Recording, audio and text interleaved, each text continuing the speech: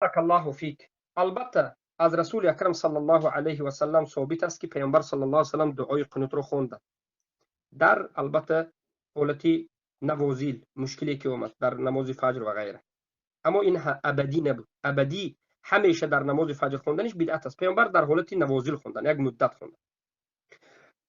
مسئله دیگر، به حضرت حسن نبیرهشون و به علی رضی الله عنه تعلیم دادن دعا رو.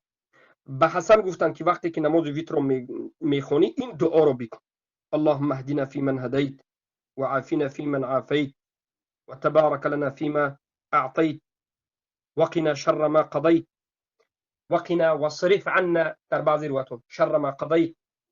بالاخره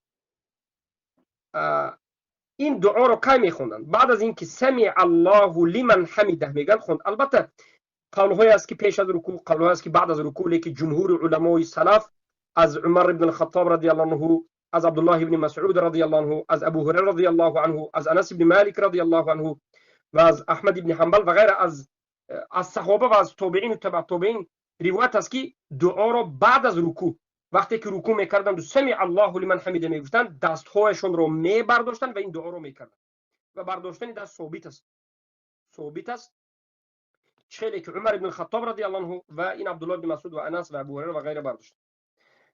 اما همین خوندن دعای قنوت در نماز ویتر آیا فرض است یا واجب است؟ نه، فرض نیست، واجب نیست. آیا سنت مؤکد است؟ نه، سنت مؤکده هم نیست. این مستحب است. مستحب سنت است. همین مستحب رو هم سنت میگیم. یعنی سنت هست که حکمش مستحب است. سنت پیامبر است، حکمش مستحب است. یعنی مستحب معلوم است که همیشه نباید انجام بدید. بعضی وقت مثلا انجام دادید، بعضی وقت انجام نمیدید، انا همچنین.